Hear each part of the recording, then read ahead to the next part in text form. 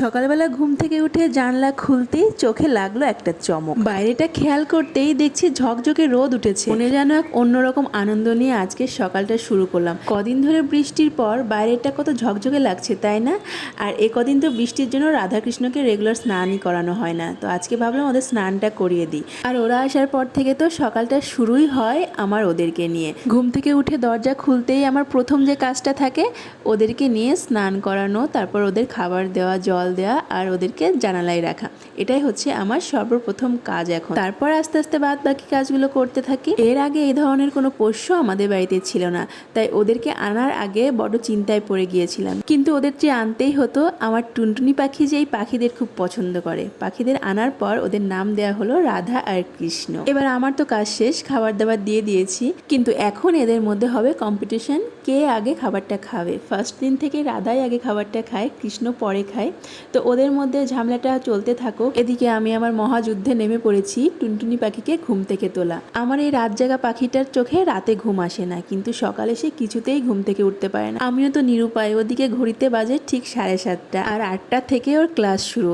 একটা দিনও আমি পেয়ার ধরতে পারি না। স্কুলের টাইম মতো পৌঁছতে না পারলে পেয়ারটা কি করে হবে। তো আমরা বাড়ি থেকেই পেয়ারটা করে নিই এই রেডি হতে হতে। সামনে যেহেতু স্কুল, সবই শোনা যায়। তো ব্রাশ ট্রাশ করিয়ে নিয়ে এসেছি অনেক কষ্টে। প্রতিদিনই সকালে কান্নাকাটি চলতেই থাকে। তো ড্রেস পরতে গিয়ে তার নানান ধরনের অজুহাত, এইটা করব না সেইটা করব না। আর ও এগুলো করবেই না কেন বলো তো? আমরা কি এই বছর স্কুলে গেছি না বই ধরেছি? স্কুলে যখন নিয়ে যাই পাখিকে, প্রত্যেকটা বাচ্চাকে দেখি যে বাচ্চাগুলোর কত কষ্ট হচ্ছে।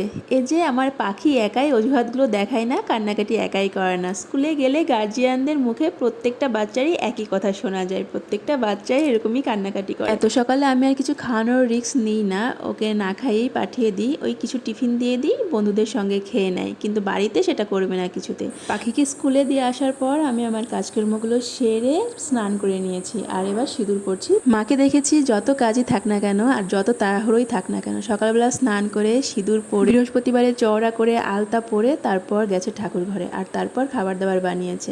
আমাকেও বলতো মা বিয়ের পরে চওড়া করে সিঁদুর পরতে, বৃহস্পতিবার আলতা পরতে, কিন্তু তখন পড়িনি। এখন বড্ড বেশি করে মায়ের কথা মনে পড়ে। এই কাজগুলো ঠিকই করছি, কিন্তু মা থাকতে করলাম না। প্রত্যেকটা মানুষের বেঁচে থাকার জন্য দরকার হয় একটা অবলম্বনের। সেই অবলম্বনটা আমি পেয়েছি, সেটা হচ্ছে আমার পাখি। আর চলার পথে এগিয়ে যাওয়ার জন্য দরকার হয় সাহস আর উৎসাহ, আর সেই সাহসটা দেওয়ার মানুষটাই পাশে নেই। আমরা প্রত্যেকেই একটা ভুলই করি, মানুষ থাকতে কারোরই মূল্য দেই না।